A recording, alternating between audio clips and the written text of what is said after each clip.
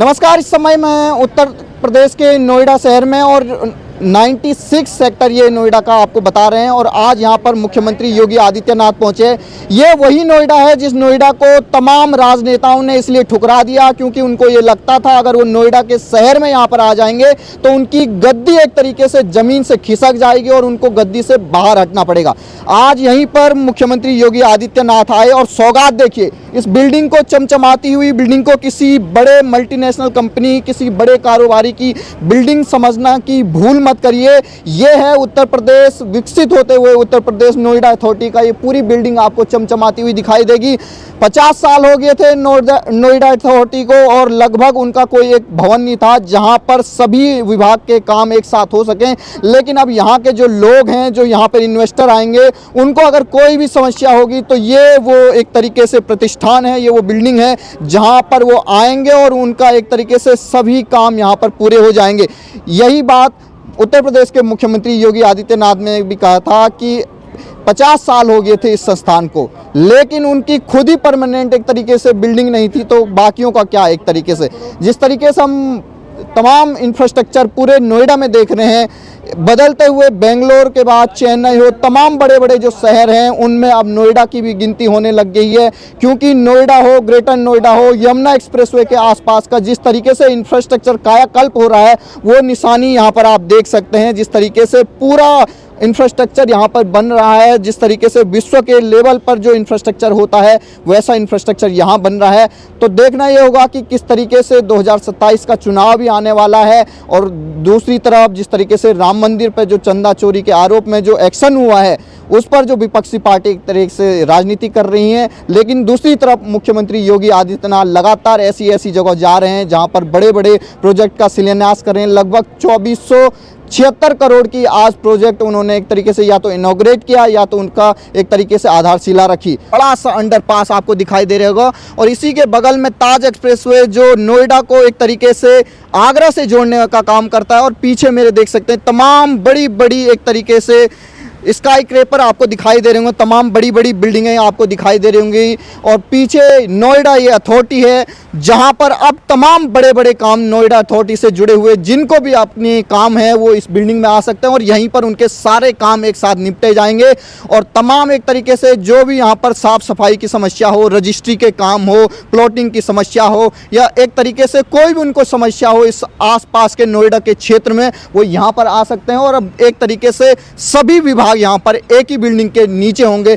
योगी आदित्यनाथ ने एक तरीके से बड़ी सौगात दी है और आज उनका इस नोएडा में एक तरीके से आगमन हुआ है जिस नोएडा को एक तरीके से बड़े बड़े नेता अभिशाप मानते थे, लेकिन मुख्यमंत्री योगी आदित्यनाथ ने लगातार 20 से ज़्यादा बार इस नोएडा में आकर ये बता दिया है कि ये रूढ़िवादी जो सोच होती हैं ये एक तरीके से काम करने वाले, विकास करने वाले राजनेता पर लागू नहीं होती हैं। क्या कहेंगे जिस तरीके से नोएडा अथॉरिटी को नई बिल्डिंग मिली है 390 करोड़ की, अब इधर उधर नहीं जाना पड़ेगा, सारे काम यहीं से हो जाएंगे आम आदमी के।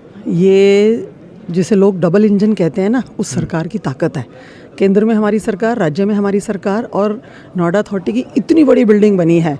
जो उत्तर प्रदेश पहले गुंडों और माफियाओं का प्रदेश माना जाता था वो आज उत्तर प्रदेश से उत्तम प्रदेश बन चुका है। इतना बड़ा इंफ्रास्ट्रक्चर यहाँ पे डेवलप हुआ है, सड़कें हैं, पुल हैं और आप देखें हॉस्पिटल हैं और कॉलेजेस हैं, इतनी सारी चीज़ें यहाँ डेवलप हो रही हैं। उसका कारण ये है कि जो डबल इंजन सरकार है वो निष्ठा से अपना काम कर रही है और जनता के लिए अपना काम कर रही है। जिस तरीके से आप देखते थे कि खबरों में ये पूरा एक तरीके से नोएडा को अभिशाप की तरह राजनेता देखते थे, कोई आता नहीं था यहाँ, उसको ये होता था कि अगले साल कुर्सी न चली जाए। योगी जी लगभग 20 बार से ज़्यादा आ चुके हैं, तो क्या कहना चाहेंगे बाकी नेता जो पुराने थे और योगी जी की कार्यशैली में? देखिए, वो उनका अंदर का डर था क्योंकि उनकी तुष्टीकरण की राजनीति थी। आज जो राजनीति हो रही है वो जनता की राजनीति है, जनता के लिए हो रही है, जनता के पैसे से जनता के काम हो रहे हैं।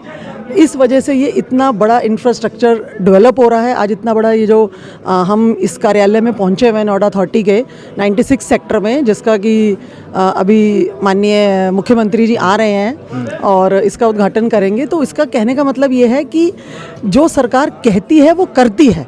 तो इनकी कथनी और करनी में कोई फ़र्क नहीं है। पहले की सरकारें क्या थी, तुष्टीकरण पे सरकार तो बना ली, नोएडा आने से इसलिए डरते थे, उन्हें लगता था कि सरकार चली जाएगी। अरे सरकार कैसे चली जाएगी भाई, आप जनता के लिए काम करो।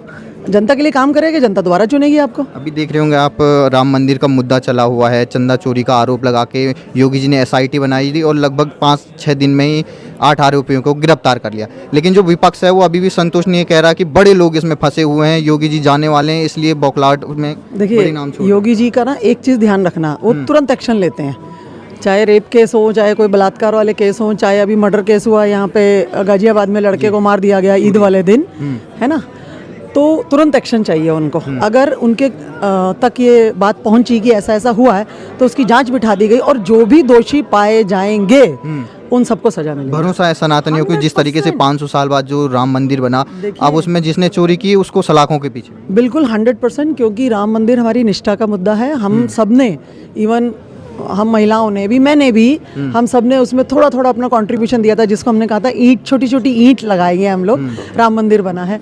तो अगर ऐसा कुछ हुआ भी होगा तो उसकी निष्पक्ष जांच हो रही है और उस पे हम लोग अडिग हैं कि योगी जी उन सबको सलाखों के पीछे पहुंचाएं। तमाम महिलाओं को देख रहे होंगे, उत्तर प्रदेश की 50% आबादी है जो अगले साल एक तरीके से डिसाइड करेंगे कौन बनेगी, किसकी बनेगी सरकार। क्या कहना चाहेंगे, कितना बदलाव आया है कि महिलाओं के जीवन में, और 40,000 का जो एक तरीके से गुफा अखिलेश यादव जी ने महिलाओं के लिए दिया है, क्या उसका कुछ असर दिखेगा? देखिए, अखिलेश यादव जी की सरकार में आप भी जानते क्या होता था, महिलाओं के साथ रेप और ये सब डकैतियाँ और उठा लेते थे महिलाओं को।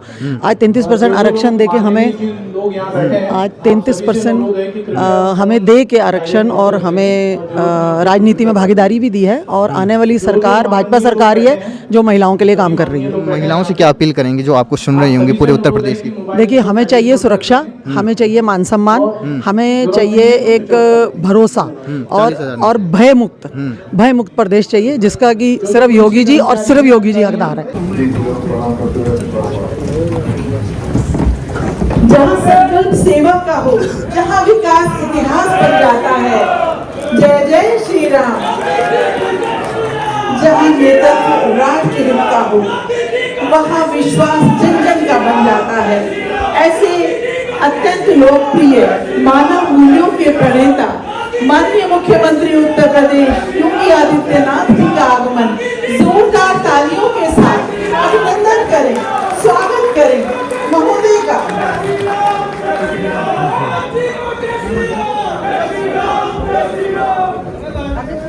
इतिहास बन जाता है, जय जय श्री राम। जहाँ नेता राष्ट्र हित का हो, वहाँ विश्वास जन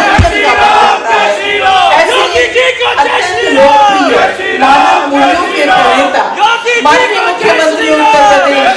अत्यंत लोकप्रिय मानव मूल्यों के प्रणेता माननीय मुख्यमंत्री उत्तर प्रदेश योगी आदित्यनाथ जी का आगमन जोरदार तालियों के साथ अभिनंदन करें, स्वागत करें।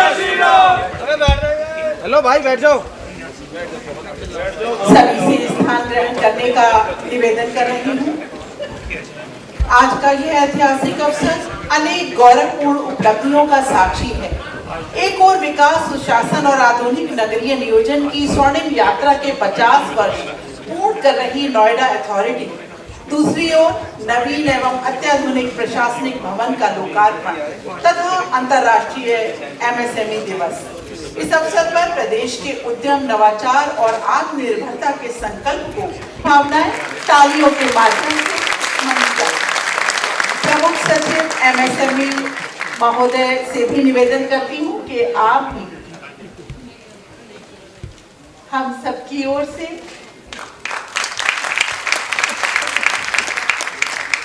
सम्मान प्रति भेंट करें। ये काशी विश्वनाथ का भव्य मंदिर हमारी भावनाएं पहुंचा रहा है माननीय मुख्यमंत्री महोदय तक। जन कल्याण और जनता की समस्याओं के समाधान के लिए सतत समर्पित अत्यंत लोकप्रिय माननीय विधायक नोएडा श्री पंकज सिंह जी से उनके संबोधन के लिए सादर आमंत्रित कर रही हूँ।